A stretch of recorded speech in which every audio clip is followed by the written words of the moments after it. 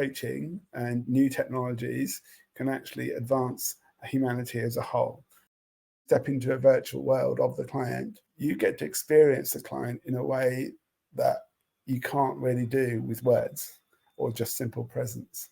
It's a different kind of experience altogether. The three things that everybody needs support, everybody needs to be challenged and stretched, and everybody needs time to reflect on things and make sense of things. When people don't get support they need, when people are not challenged and stretched, when they fail to stop and reflect and pause, that's usually when they get stuck. That's usually when they need therapy. That's usually when they need coaching.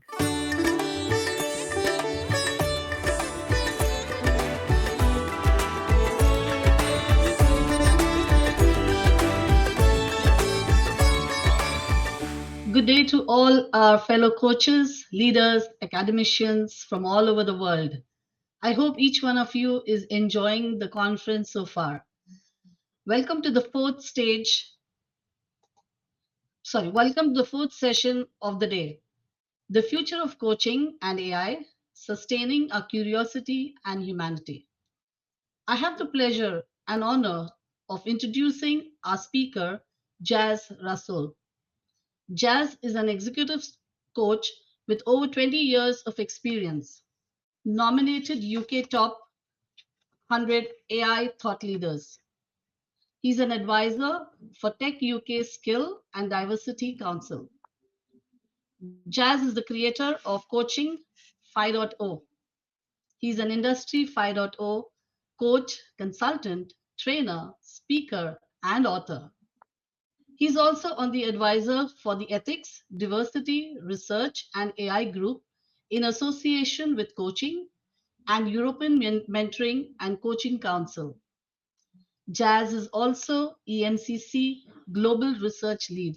I could go on and on, Jaz, introducing you, but I know I'm not going to be on the stage. The stage is going to be all yours. And I would like to tell all the participants, if you'd like to know more about Jaz, feel free to reach out to his LinkedIn page and have a review there. We're truly excited, Jaz, to have you on stage with us and looking forward to this wonderful session. So the stage is all yours, Jaz. Looking forward. Thanks to ITF Pune and the organisers for inviting me today. And I'm looking forward to sharing some of my personal perspectives on coaching and how artificial intelligence can be helpful towards it. I'm going to be referencing some of my own technology that I've worked with over the years. And I'm also going to be referring to some of my ancestral origins, if you will, that have informed how I've actually been working. So I'm just going to just change the slideshow presentation and then we can begin. You might see from the presentation slide that I'm director of the AI Coaching Alliance. The Alliance is a body of coaches and researchers from all over the world that's looking at how artificial intelligence can be used within coaching in ethical ways and innovative ways. And if you want to find out a bit more about that, you're welcome to go to the AICoachingalliance.com website, or just go to the LinkedIn group that you'll find on the LinkedIn platform. So I've entitled the presentation today, The Future of Coaching and AI, Sustaining Our Curiosity and Humanity, for a very specific reason. I do a lot of things. I'm a polymath. I've got disciplinary qualifications in a lot of different fields, but I never really thought of myself as being particularly intelligent, but more a curious person, and that's led me into a lot of things. But one thing that I'm still curious about is how coaching and new technologies can actually advance humanity as a whole. So a lot of projects I've done in the recent past have been with the European Union, multi-million euro projects, technology projects to enhance learning in workplaces, but also academic and educational projects, working, for example, with refugees of Gaza and Syrian camps in Jordan, and also working to enhance performance of astronauts going up to the space station and for future manned Mars missions when I was working with NASA and European Space Agency for 3 years. So I'm used to looking at technology in terms of how it can improve performance.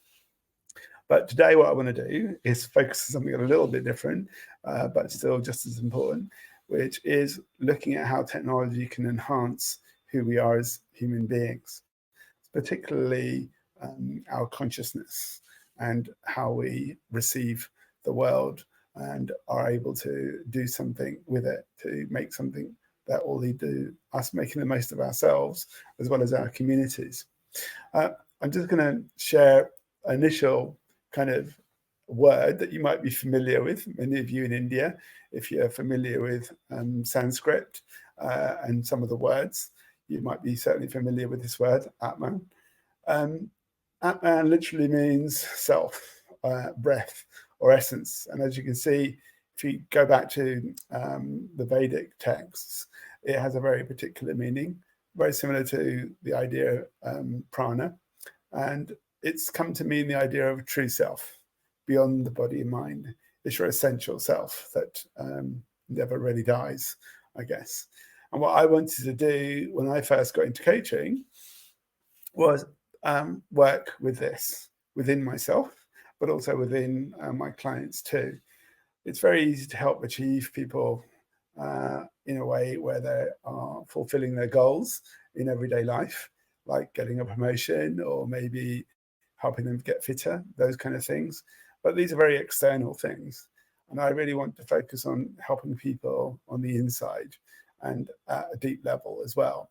So I was very keen on seeing if it was possible to use technology to discover someone's Atma and try and get a picture of what was going on there. And then from a coaching perspective, actually help a person engage and enhance or improve their access to their own true self.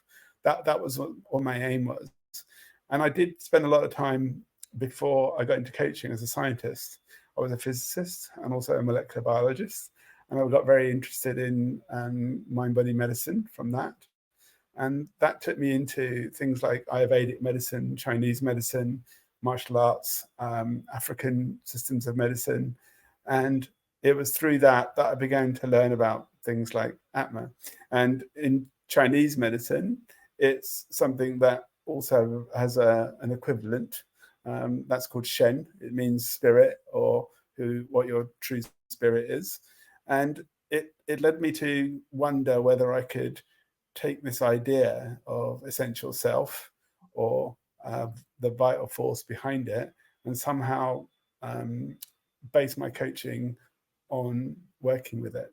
I also wanted to make sure that the way I was coaching was something that would work not just as something that could work in the West, but it could also work with other cultures. Now, when I got into coaching, I realized that the training I was given mostly was based on Western models of psychology. It didn't really include models of psychology from other cultures, like from India, Africa, or China. So I thought what I need to do is combine the different models of psychology I was aware of from Indian and Chinese cultures with African cultures, and then use that as my model for working with my clients.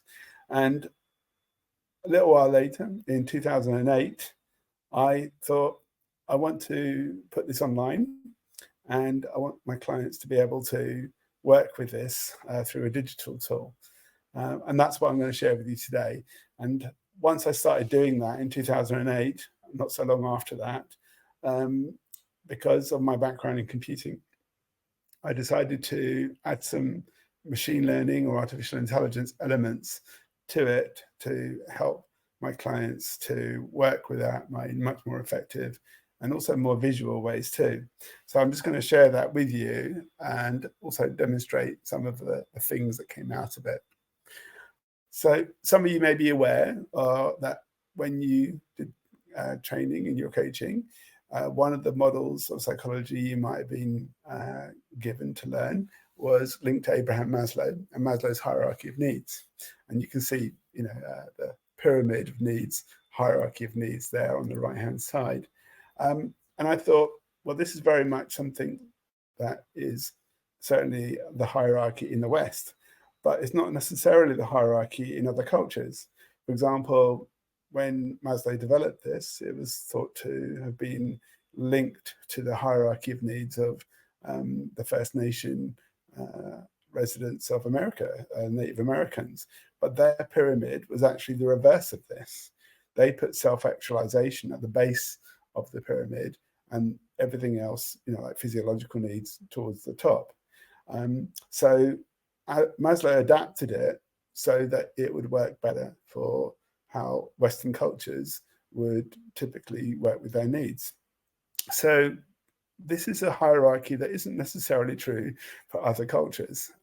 Each culture, if you like, has their own hierarchy. Some might very well put belonging needs at the base. Others might put physiological needs, last, and self-actualization first, for example. I prefer not to look at this as a hierarchy. I prefer to look at it as different areas where needs need to get met. And Alan Revich also produced a model of needs, and he called it 3 fundamental needs model in 2005. And he saw needs as things that overlapped each other. And there wasn't necessarily a priority of one over any other. It was just a case of proportion and which ones did you need to work with at a particular time. And on different days, you may have a focus on different needs and different proportions. And I think personally, that's a way of looking at getting our needs met that really appeals to me much more than necessarily the hierarchy of needs. Now, although we're looking at needs here, some of you may realize that this hierarchy or this structure also has a remarkable similarity to the structure that's used in Ayurvedic medicine, or the idea of the hierarchy of chakras and energy centers in Indian medicine. So when we actually look at other cultures and their way of understanding needs and understanding the energies that they've got to look after in their lives, then you'll notice there's a remarkable similarity to that Maslow's hierarchy of needs. So in Indian systems of medicine, for example, many of you may be aware of the system of chakras that's referred to in those kind of traditions. In Chinese medicine, there's the idea of the 3 dantians. Dantian means small heaven. These are centers for energy in the body, and you can see the image on the right-hand side highlighting the 3 major centers in the body. And this is what I trained in. I trained in Chinese medicine and martial arts, and trained other practitioners to quite a high level, working with their energy. But a lot of work was about actually working with the dantians and working with acupuncture points, working with the organs in the body, and so on, for example.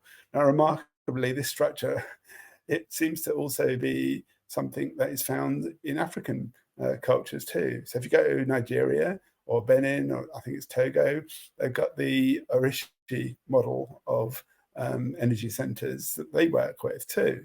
So this kind of hierarchy, if you will, exists in lots of different cultures. And I was wondering whether I could use it as a base for what I was trying to do when it came to coaching and helping people work with their essence, their true self, their Atma.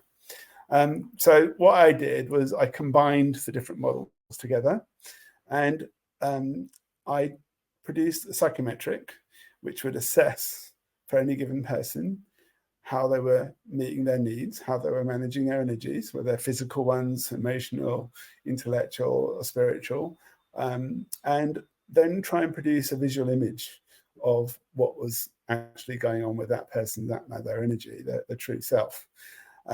So what I did was I created a questionnaire that would ask them about their needs, physical, emotional, intellectual, and the creative or spiritual ones that you see at the top here in the column headings. But I also want to look at how they were meeting those needs through their emotional and social intelligence. So you can see on the right-hand side that each of these areas that they're being questioned about are to do with the awareness with which they meet that need. how they actually manage to meet that need and regulate the meeting of that need, and how they change the way that they meet that need and develop it and build on it, for example, for themselves. That's self-awareness, self-regulation, self-development, but also how they do it together with others.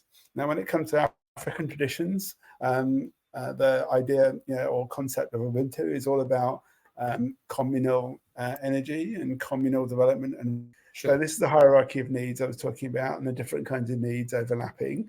The fact that in Eastern systems of medicine and Chinese systems of medicine and even African systems, we have a similar kind of hierarchy of energies, the chakra system in Indian medicine, the Dantian system, and other systems in Chinese medicine. And what I did was I combined all those different systems together into a system which was an integrated system of different psychological models and models of energy and needs. And I felt this would be more universally applicable than just, say, Maslow's hierarchy of needs. The result was that I created a survey, a psychometric questionnaire, to just get a map of how someone was meeting their needs. And you can see here it corresponds to the different needs or energies, physical, emotional, intellectual, and so on. But I compared it against emotional intelligence factors. So how self-aware was someone around their physical needs? How socially aware were they in terms of helping other people with those things, for example? So there's an emotional intelligence view of their needs and a social intelligence view of their needs. I turned this into a questionnaire. There's 5 needs and there's 6 areas of emotional and social intelligence. So in all, that made a 30-item questionnaire that I asked them to just rate how well they thought they were meeting that need on a scale of 0 to 10. The result was that I would have those 5 key needs mapped against those 6 key emotional intelligence and social intelligence factors. And I asked them to score on a scale of 0 to 10 on how well they were meeting that need, how aware were they of that need, how well were they able to help other people manage to get a need met. And in a simple paint by numbers way, I laid the scores out on a grid and I turned them into colors. And this image that you see here on the right is literally a picture of that person's energy, their essence, of how well they're meeting their needs through their emotional and social intelligence. It is a view, essentially, of their Atma. And you're literally looking at the landscape of the Atma, their essential self or true self. So that's why I call this their Atma scape. It's literally the landscape of their essential self, their true self. And in that one image, it's possible to see what the state of that individual is currently in that moment. So I'm just going to move to the next screen. It was possible to take these snapshots, these images, these atmoscapes, and look at them on different days and see how the person was actually changing. And I did this as a trial, a study, a research project in 2012, publicly for the first time. In the UK, the body which looks after people's health in the UK is the National Health Service, the NHS. So I went to a hospital that worked with people who had mental health issues. It was the South Tottenham Mental Health Trust in London. And over 12 weeks, working with a dozen patients and several therapists, we took that picture of each person and their needs and how well they were being met. And we would work with each patient and help them to improve how well they were feeling mentally, physically, emotionally. And we'd watch and see how their atmoscape changed week by week. So here, for example, you can see that we're looking at 3 different atmoscape images that showed how a person's atma was on 3 different days. Now, you can probably look at certain regions, like the red region that you can see here, and you can see that that area is improved. It's gone blue. So higher scoring areas are blue and lower scoring areas are like yellow and red, and green is kind of average.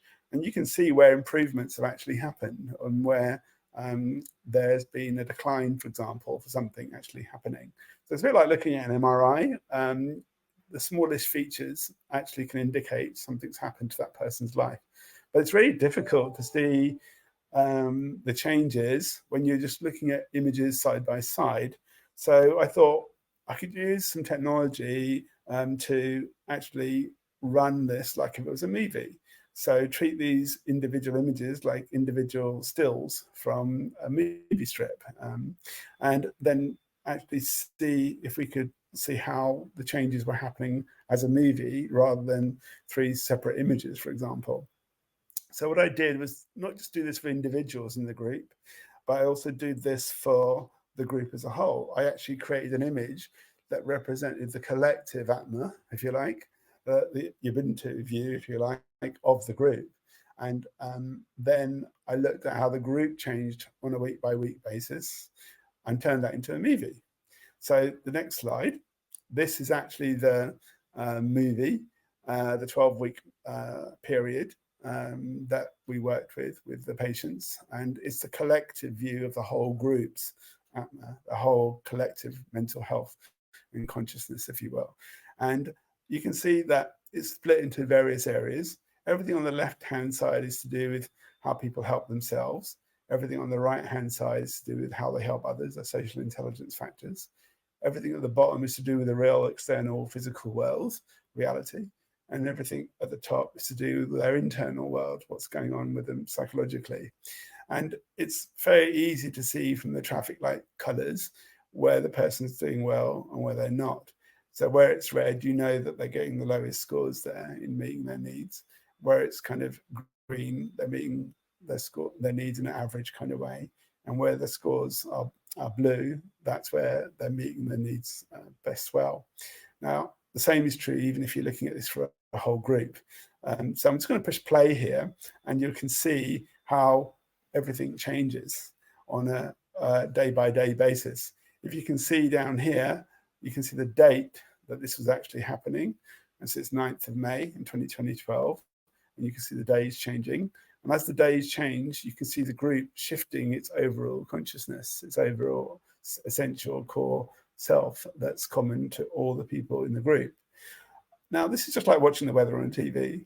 Because this is all based on numbers, you could, if you wanted to, make a forecast and say, well, in a couple of days, this is what this person's going to experience. Or it could be the whole group, and that Ubuntu view and seeing, well, what's happening collectively to this group. Now, if you know these things in advance, then you can actually provide an appropriate intervention. So, for example, if someone's declining in some kind of way, then a therapist or a coach could come in and help them counter that and make sure that they stay well or they stay motivated, for example.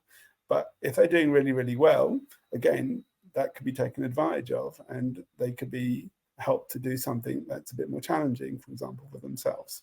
So these are the kind of things that can come out of working with the technology. Now, some of this behind the scenes is analytics, it's data science, but it isn't necessarily artificial intelligence where you're using machine learning to look at giving you information and intelligence that you wouldn't otherwise get. So what I did do was I did apply machine learning to help people identify on a given day which need was the most important for them. And if they just knew which need was the most important for them and they could go and pay attention to it, then they'd make the best use of their energy. They'd be able to center themselves and balance themselves. And if they were even told with what mindset they should go and meet that priority, like whether they should approach it logically, for example, and plan things, and or whether they should approach it intuitively and just use their imagination and go with the flow.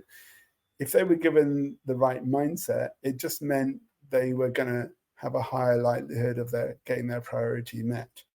If they needed to be intuitive, for example, but they were over planning things and overthinking things and being too rational and too logical, it's very likely that their energy wasn't going to be worked with effectively. Similarly, there were occasions where they needed to plan, they needed to be structured. And again, if they were being too intuitive and instinctive and going with the flow, then that wasn't going to work out either.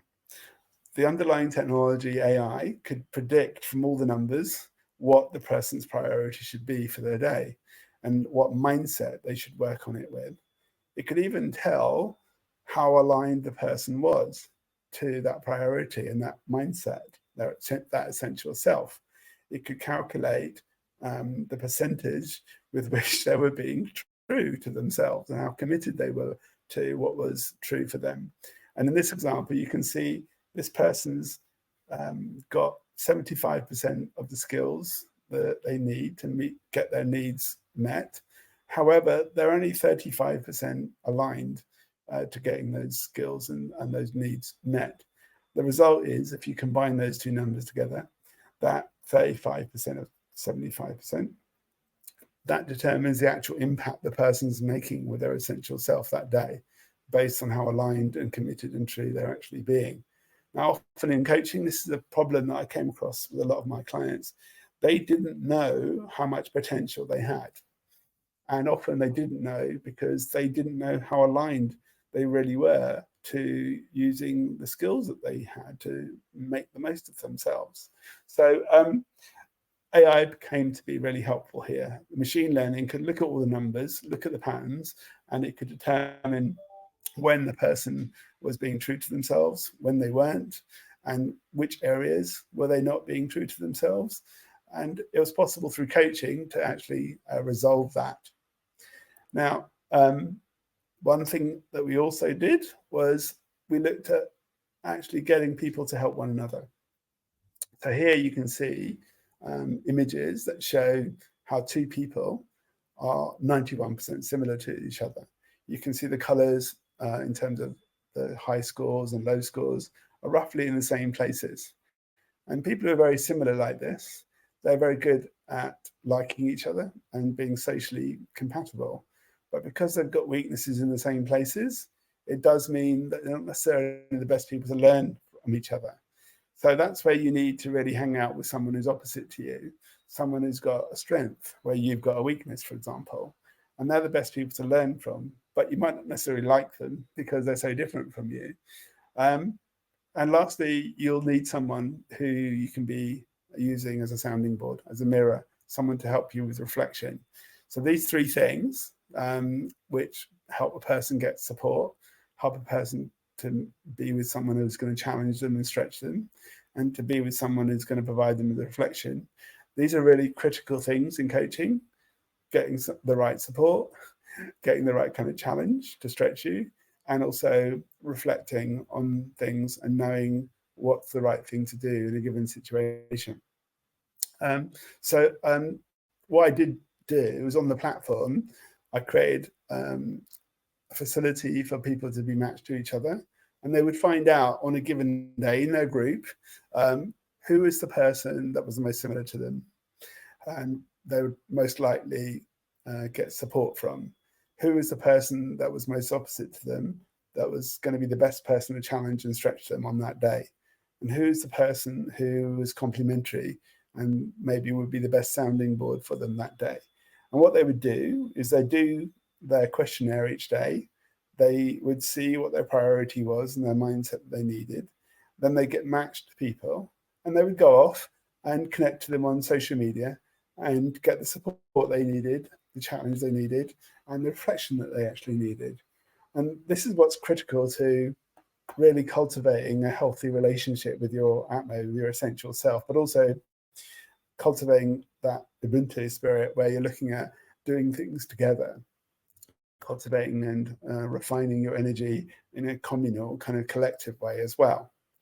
Now I'm just going to pause in a moment, but I just want to share a couple of more slides. My aim was always to do coaching without words. So my first attempt was to do a questionnaire and then use the results to work with a picture, the atmoscape, and the picture paints 1,000 words. So it means you don't need so many words anymore in coaching. You just work with the image. But then I turned that into a movie. And if a picture paints 1,000 words, a movie can paint 1,000,000, especially when you can see trends and you can see how things are actually flowing. But then I went one step further. I actually took the data and I turned it into a virtual reality world. It's something you can literally step into, and everything you see is really a representation of your nature. Now remember, atmoscapes are supposed to be pictures of your essential self, your true self, your true nature. So I thought, well, if I'm going to create a virtual reality world that represents someone's true nature, I might as well make it look like a scene of nature, except it's a scene of this person's nature, their true nature. So I did actually manage to do that. And the first time I did that was in 2014. And you can see an example of the shot of inside of that virtual world that was actually created. And that virtual world is something that when you look at it, when you're in it, every little thing in that virtual world represents something to do with your Atma, your essential self. You know, the mountain peaks represent your strengths. Okay, the evergreen forests where your resilience is, the deserts where you're being burnt out, the habitation where your habits are, for example. So every little feature means something about your Atma, and you can experience it as a scene of nature.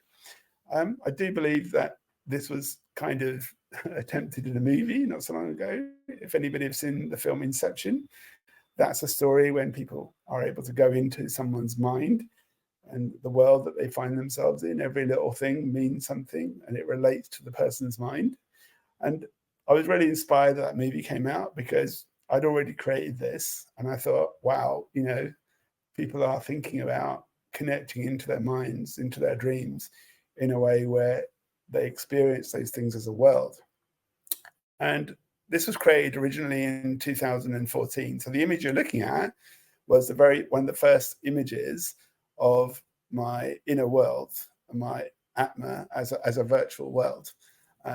So this is already about 10 years ago. And the new ones I'm developing now are a little bit more sophisticated now, because now I've got the help of AI to automatically generate these worlds without me manually having to go in and put the trees in and the buildings and the mountains and everything else, which is how I create this world originally.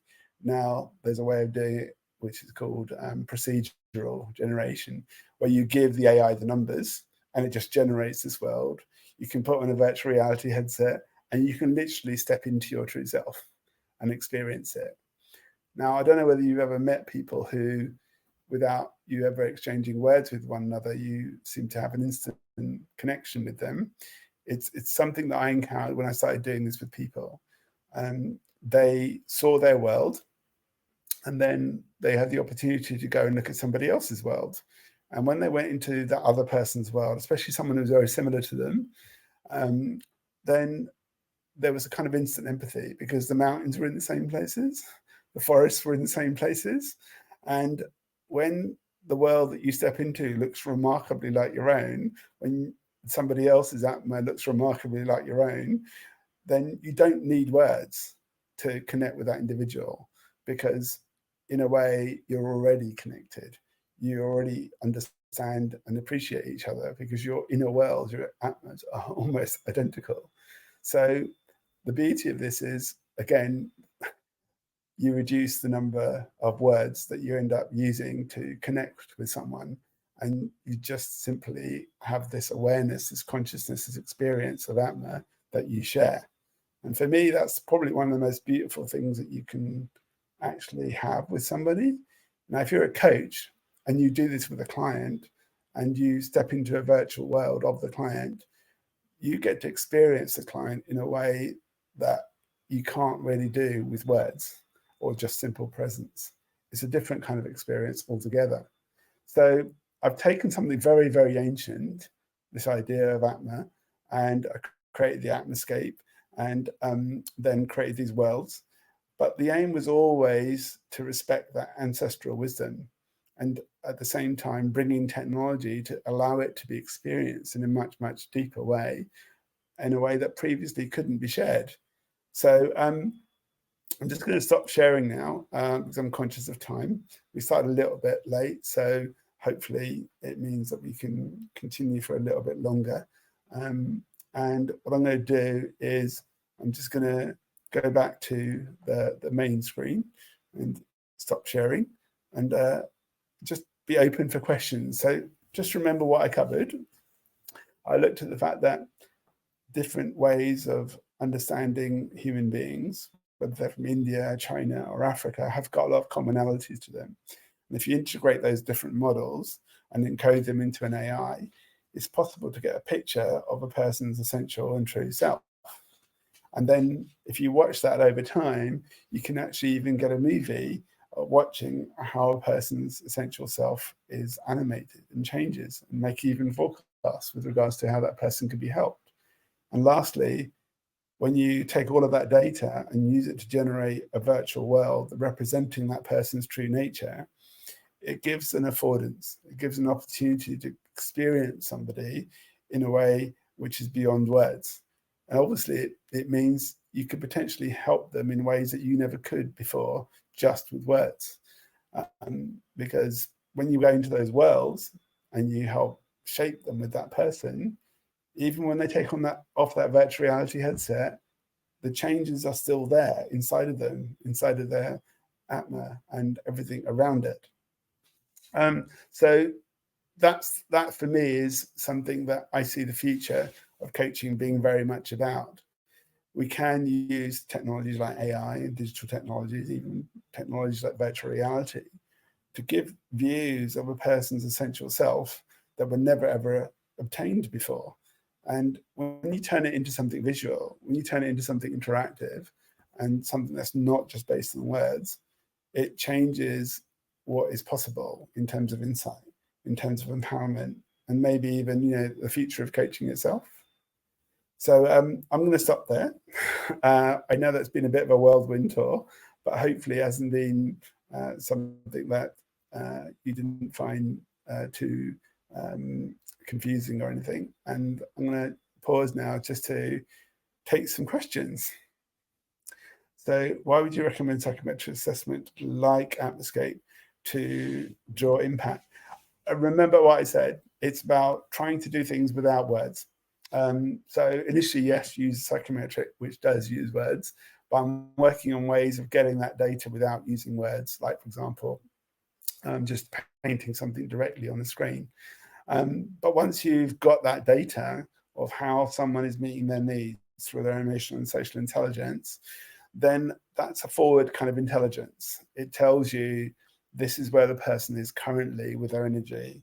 This is where they are currently in terms of how they're relating with their atma, with their true self.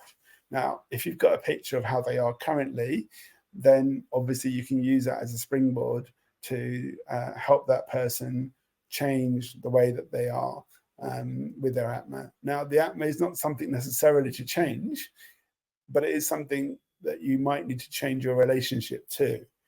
And if your relationship with it isn't healthy, then coaching, therapy, these kind of things obviously can help you look at the contrast and go, how do we change this so that you're being more true to yourself, that you're getting an experience of you being more true to yourself?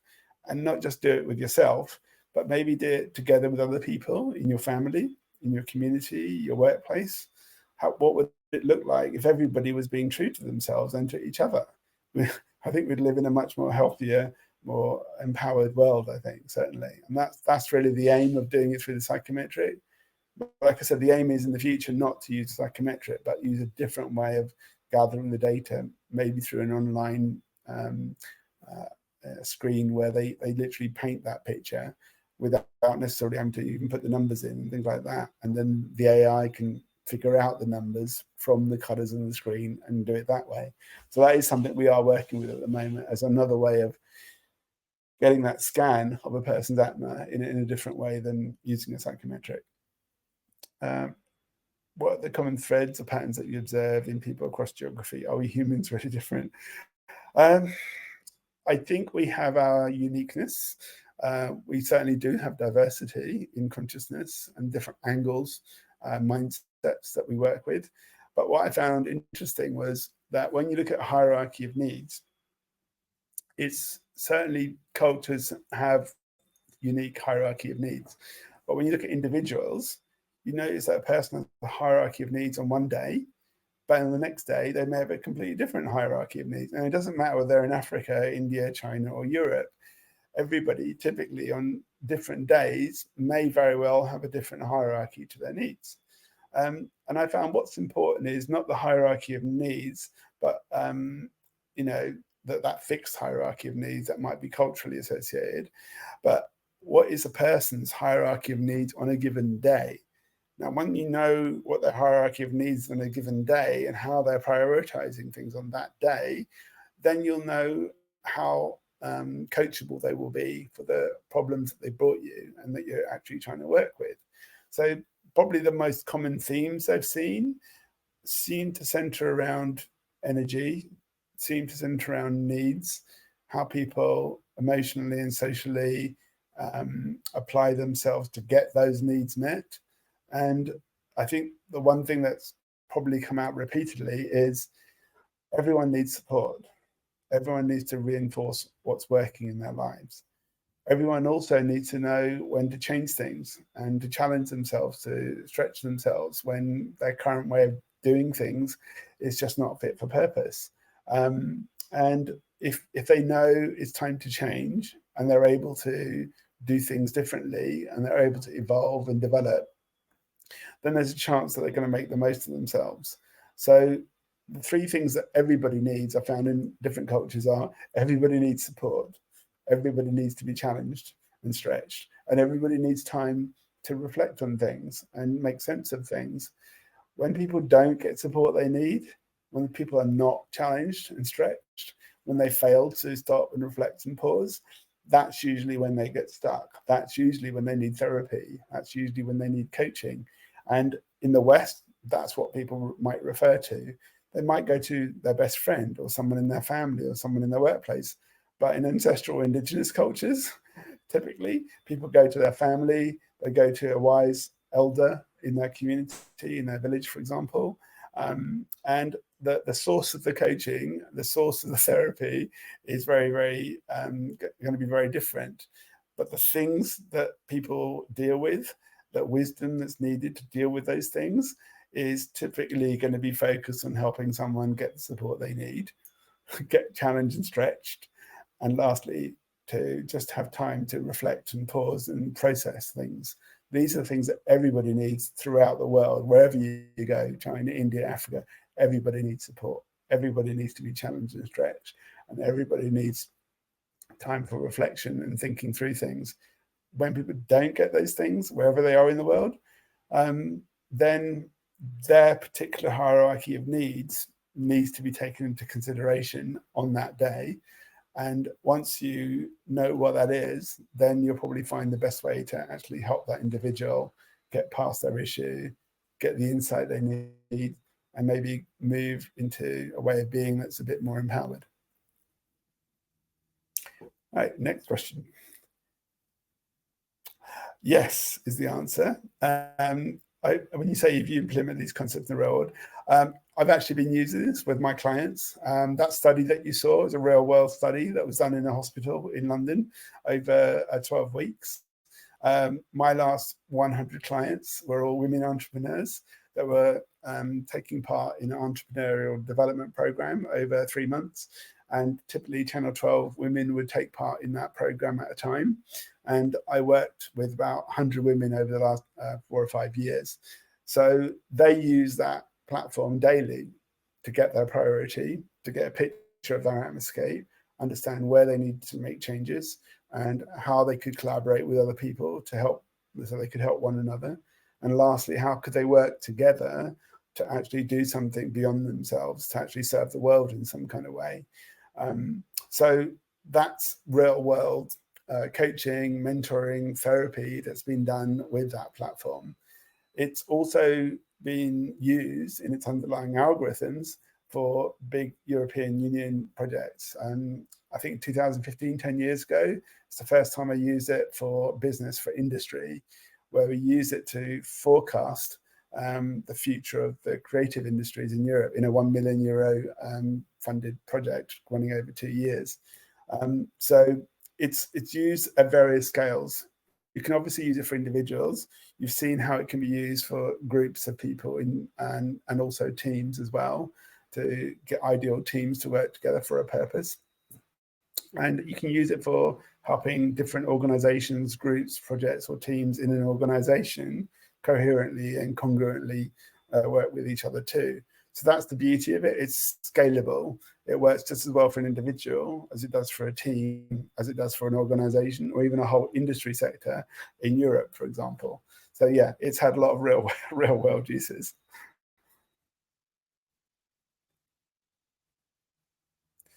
Okay, so I'm finding that people who want to use technology to not just advance their skills, but advance who they are as a person, their humanity, their compassion, their conscience.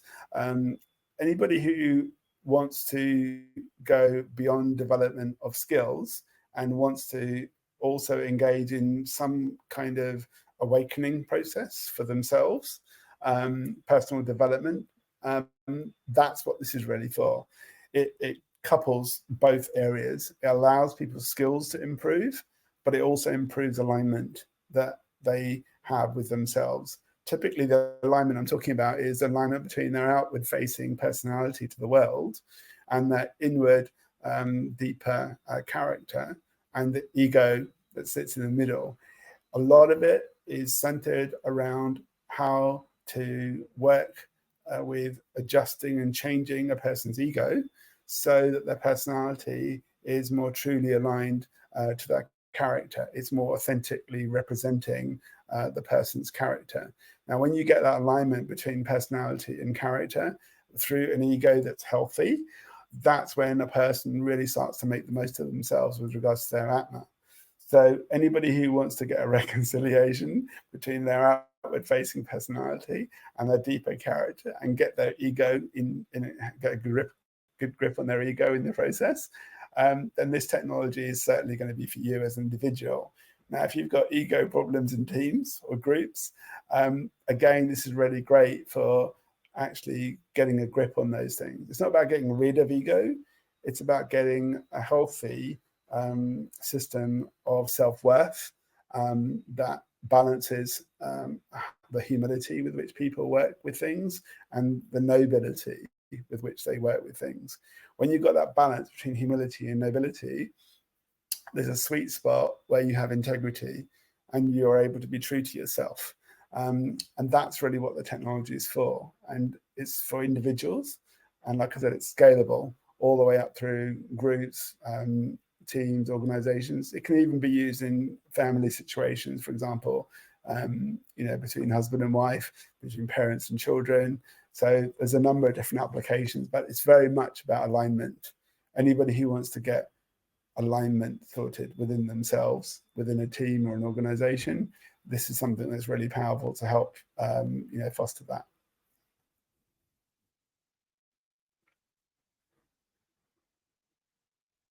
Okay, yeah, that's a good question, Rahini, because my aim in creating the platform was that when a client had finished doing some work with me, then in between sessions, they could maintain the momentum of the work they were doing on themselves.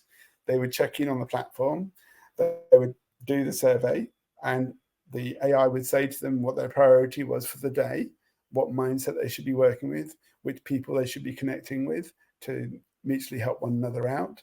And it meant that once they were onboarded properly and they got familiar with the technology and how to work with it and work with each other as well, especially in groups and teams, I didn't need to be there anymore. They could work with it independently of me, and they could get that autonomy that you mentioned. And I had a very simple dream when I first set this up. I was telling a colleague of mine who was running that women's entrepreneur group that I wanted to be a billionaire. That was my ambition. When she laughed a bit, and I said, "But I don't want to be a billionaire in terms of money. I said I want to be a billionaire in terms of the number of people I've helped. And again, I don't want to be a billionaire through helping a billion people one-on-one, just me and them. No, I want to build something where a billion people could help one another without me even being there." So the platform was originally designed with that intention, but ultimately further down the line, I wouldn't even be involved in how people were helping each other. Now, the thing with that is that if you're going to build something like that, where you ultimately are not meant to be part of the equation and the finished product, then your own ego really can't, be part of the equation. So it forces you to try and cultivate a healthy ego in terms of humility and nobility, your own self worth and value, and your value to others. If you don't do that work on yourself, then you're always going to be, interfering and not allowing for people to help one another without you actually being there. But like I said, the aim was always for the platform to be used to help people autonomously come on, be onboarded, start helping themselves, helping each other, working on something beyond themselves in the world. And all this would happen while I was asleep. So the idea of making money while you sleep is, fine for quite a few people. My focus was on how could I make a difference while I was asleep. So that's the reason, that was the intent behind the platform actually being set up. I was pushed on to the stage, Jazz, and thank you for the wonderful session. And I'm just seeing, uncanny similarities between the first session of this day. I don't know whether you were present, but that was supposed to be ancient wisdom, so AW, and then this is supposed to be an AI session. And actually, both of you seem to be speaking the same thing, right? I mean, go to the deepest, most subtle levels where the waters will be clear and you would be able to see yourself, and also be useful, be relevant to the collective. So honoring the collective as well as fortifying the self, I think that's amazing. And the whole alliance and alignment, the words that you've used, that reminds me of Jim Collins, not the tyranny of or, but the beauty of and.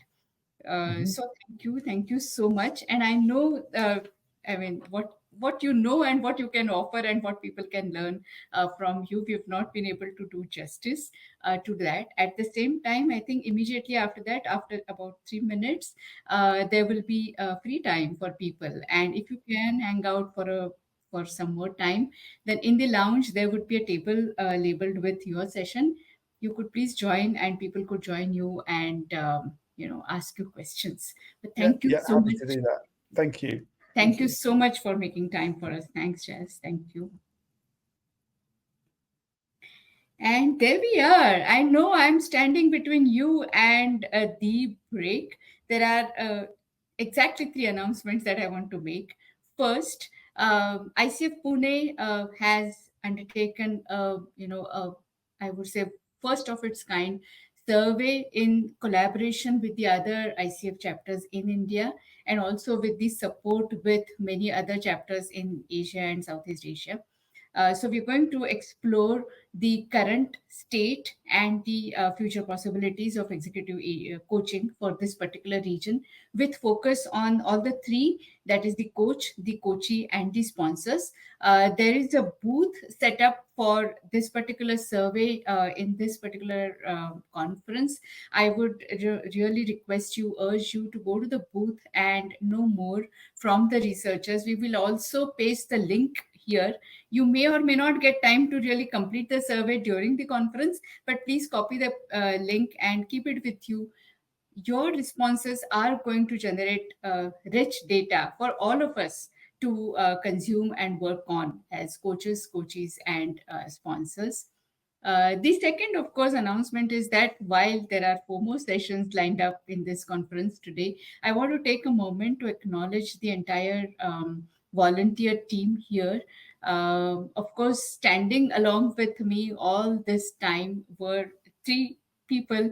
One is Rajiv Padmanabhan, whom you have seen for many sessions. Renu Tandon, who's currently not able to join us here while she's in the conference, not able to join the stage. But all the beautiful creatives, all the extensive communication that you see, and everything that is visual, that you can hear, that you can see, is all her doing. And Leocardia Milisandeep, who's ably handling the entire Airmeet team. So, Millie, I would also like to invite on stage Rachna. Um, Thank you, Rachna. Rachna is soon going to be awarded a doctorate in air meat. I mean, she's just gone so much inside air meat that she eats air meat, she drinks air meat, and she dreams air meat. So thank you, Rachna, for being our, uh, fantastic, fantastic support for air meat. We ask any question to you, and you're just there. And then I would like to, invite Ajit Yadvarkar. Ajit has been the most silent volunteer, of course. Ajit has been the most silent volunteer. And at the same time, we were keeping a tab through Ajit's eyes on everyday registrations, every day the breakup of where the tickets are getting sold and so on. And then we have Sheila. I couldn't see her on backstage, or has he? Or Sheila. Yeah, thank you, Sheila. So Sheila once again has been an amazing support, Sheila Kumar. And of course, there has been Smita Vikankar, who was also a part of the team. Shilpa Jahagirdar, who once again is taking care of some of the issues in the family and hence cannot join us here. Devi Prasad, Rupinder, everybody, I think, from the governing council have been great support. But I really want to take a moment to acknowledge all of you. I think in 60 days, putting up a conference like this is no mean feat. And it is possible because each one of us knew what we wanted to do, what we had to do, and we pitched also in for each other. I'm assuming Kalpesh has gone to the next session. Or is he there backstage? Is he there? We should also get Rajiv Yeah, on the. he's here. No, Rajiv said he's going to only click pictures. So, Okay. Kalpesh? Yes, so Kalpesh is our director learning, and Millie leads our she's our director conferences. So Kalpesh, thank you so much. And in India, at least we have this yajna concept, right? The yajna concept in villages. When there used to be an auspicious occasion, everybody contributed with whatever they were good at or whatever they had. So somebody might bring ghee, somebody might bring wood, somebody might chant, and somebody might clear the space, and somebody might just gather people and serve people, cook food.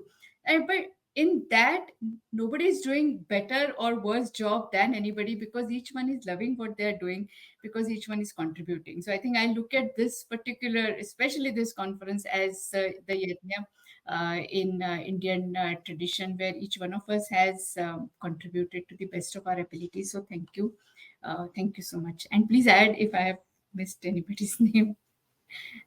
Thank you. And thank you, Jayashree. Thank you for envisioning this entire concept and holding that space for all of us. So really kudos to you and thanks to you and ICF and everyone. Absolutely. Thank you so much. And now, of course, we must thank our sponsors. While Rajiv is busy clicking pictures, I do want to acknowledge and thank him as well. And I think the people who have been there as participants, because without them and without their encouragement, I don't think we would have been able to. I do want to call out Sabri from the Airmeet team. He has been on the call in spite of and at every beck and corner, whenever we wanted him, he has always been there and supporting. So thanks, Sabri, for all your efforts. Thank you. And if I may request one of you, because I don't know how to do it, to play the video from Guiding Light.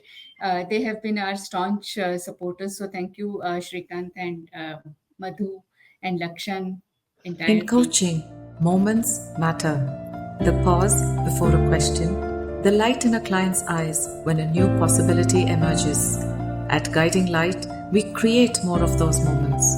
Co-founded by father and son duo Srikanthan Kumarasamy and Lakshan Srikanthan, we are an ICF accredited firm shaping coaches with skill, ethics, and presence. From level 1 education to ACC, PCC, and MCC mentorship to supervision, retreats, and masterclasses, we've mentored 300 plus coaches, guided 30 to mastery, and this year alone celebrated 6 new MCCs. Our global community, the Coaches Circle, brings together 350 coaches for shared learning and growth. Our values: respect, authenticity, integrity, and excellence. Our promise: to walk beside you, holding the lantern steady. Guiding Light, coaching at its finest. Thank you so much. Enjoy your break and network, meet new faces, and see you in the next session.